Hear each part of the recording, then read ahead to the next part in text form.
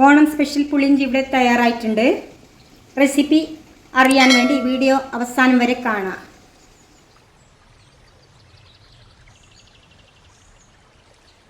ഇഞ്ചിക്കറി റെഡിയാക്കാൻ വേണ്ടിയിട്ട് ആദ്യം നമുക്ക് ഒരു നാരങ്ങ വലുപ്പത്തിൽ പുളി വെള്ളത്തിലിട്ട് വെക്കാം.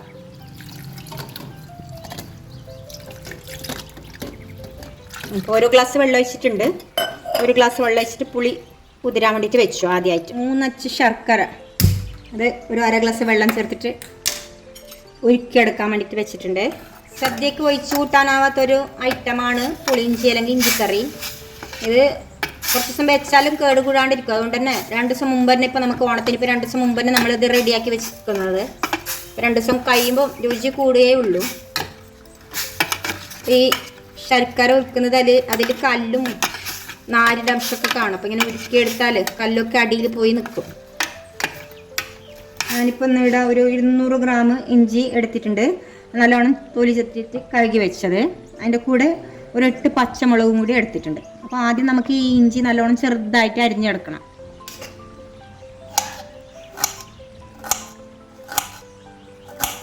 ഇഞ്ചി ചെറുതായിട്ട് അരിയാം. ചിലർ വലുതായിട്ട് അരിഞ്ഞിട്ട് മിക്സിയിലിട്ടിട്ടും പൊടിച്ചെടുക്കുന്നുണ്ട്. ഞാൻ മാത്രം പൊതുവെ ഇങ്ങനെയാണ് ചെയ്യുന്നത്. ചെറുതായി അരിഞ്ഞെടുത്തിട്ടാണ് വറുക്കുന്നത്.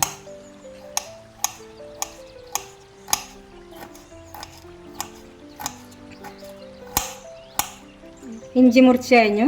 അതിന് പച്ചമുളക് അതുപോലെ ചെറുതായി മുറിച്ചെടുക്കാം.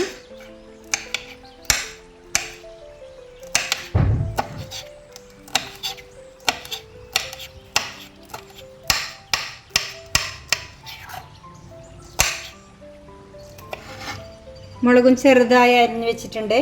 ഇനി നമുക്ക് ചട്ടി അടുപ്പത്തോട്ട് വെക്കാം. ചട്ടി ചൂടായിട്ടുണ്ട്. ഇനി നമുക്ക് ഇതിലോട്ട് ഒരു 5-6 സ്പൂണിൻ്റെ അത്ര വെളിച്ചെണ്ണ ഒഴിച്ച് കൊടുക്കാം.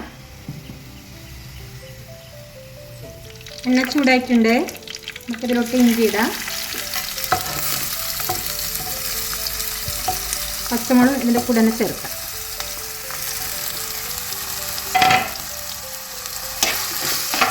നല്ലോണം മൊരിയുന്നവരെ ഇതിലിട്ടിട്ട് വഴറ്റണം. ഇഞ്ചി മൊരിഞ്ഞ് വരുന്നുണ്ട്. ഈ സമയത്ത് നമുക്ക് 2 തണ്ട് കറിവേപ്പിലയും കൂടി ഇതിലോട്ട് ചേർത്ത് കൊടുക്കാം. നല്ലോണം മൊരിഞ്ഞ് വരട്ടെ. നേരത്തെ ഉരുക്കി വെച്ച ശർക്കര അരിച്ചെടുക്കണം.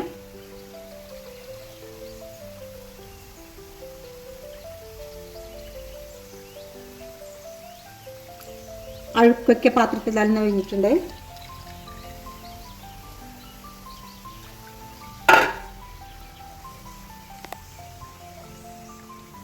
ഇത് നേരത്തെ കുതിർത്ത് വെച്ച പുളി നല്ലോണം കുതിർന്നിട്ടുണ്ട്. ആ പുളിയും നമുക്കൊന്ന് അരിച്ചെടുക്കണം.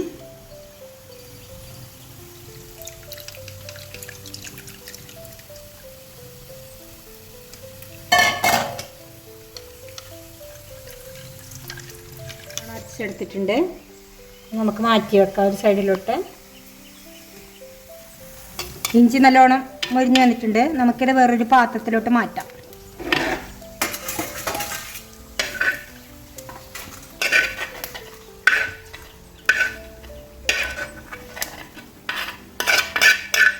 കുറച്ച് എണ്ണ ഉണ്ട് ഇതിൻ്റെ ഇഞ്ചി വറുത്തൽ. അതിലോട്ട് തന്നെ ഒരു 2 സ്പൂൺ എണ്ണയും കൂടി ഒഴിച്ച് കൊടുക്കാം. എണ്ണയിലേക്ക് 1 സ്പൂൺ കടുക് ഇട്ട് വെക്കാം.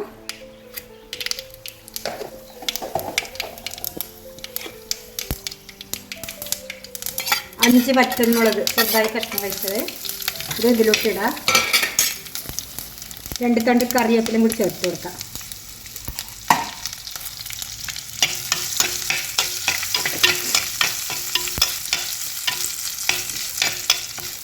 കടുക് പൊട്ടിയിട്ടുണ്ട്. ഇതിലോട്ട് നമുക്ക് നേരത്തെ തയ്യാറാക്കി വെച്ച പുളിവെള്ളം ചേർത്ത് കൊടുക്കാം.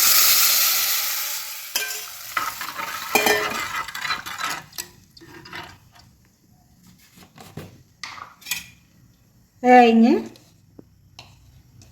ഒരു 1/4 സ്പൂൺ മഞ്ഞൾപ്പൊടി,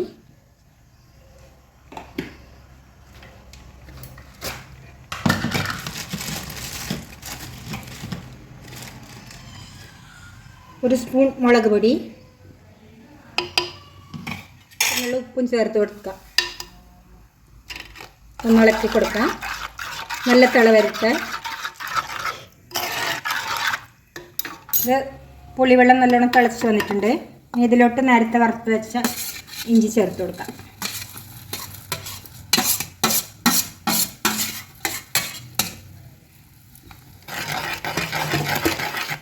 നല്ലവണ്ണം ഒന്ന് ഇളക്കിയിട്ട് അടച്ചിട്ട് ചെറുതീയിൽ വെച്ച് കൊടുക്കുക. കുറച്ച് സമയം നല്ലോണം കുറുകി വന്നിട്ടുണ്ട്.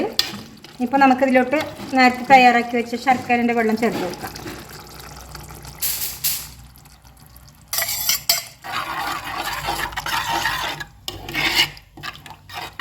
ഒന്നുകൂടി അടച്ച് വെച്ച് കുറുകാൻ വെക്കാം. നമുക്കിത് കുറുകി വന്നിട്ടുണ്ട്. ഇത് ഈ പരുവത്തിൽ നമുക്ക് ഇതിലോട്ട് 1/2 സ്പൂൺ കായപ്പൊടി,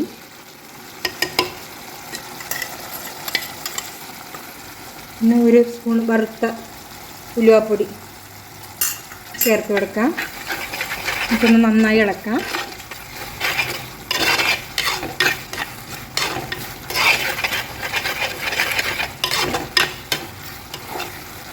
അപ്പോൾ ഞങ്ങളുടെ പുളിയിഞ്ചി തണുത്ത് കഴിഞ്ഞു. ഇതിപ്പോൾ ഒരു ചില്ല് പാത്രത്തിലേക്ക് നമ്മൾ മാറ്റിയിട്ടുണ്ട്.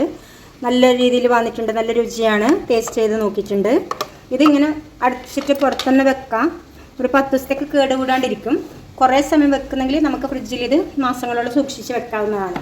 അപ്പോൾ നിങ്ങളും ഇതുപോലെ ഒന്ന് ട്രൈ ചെയ്ത് നോക്കും. ഞങ്ങളുടെ ചാനൽ ഇതുവരെ സബ്സ്ക്രൈബ് ചെയ്യാത്തവർ സബ്സ്ക്രൈബ് ചെയ്യണേ, ലൈക്ക് ചെയ്യണേ, ഷെയർ ചെയ്യണേ. അപ്പോൾ എല്ലാവർക്കും ഹാപ്പി ഓണം.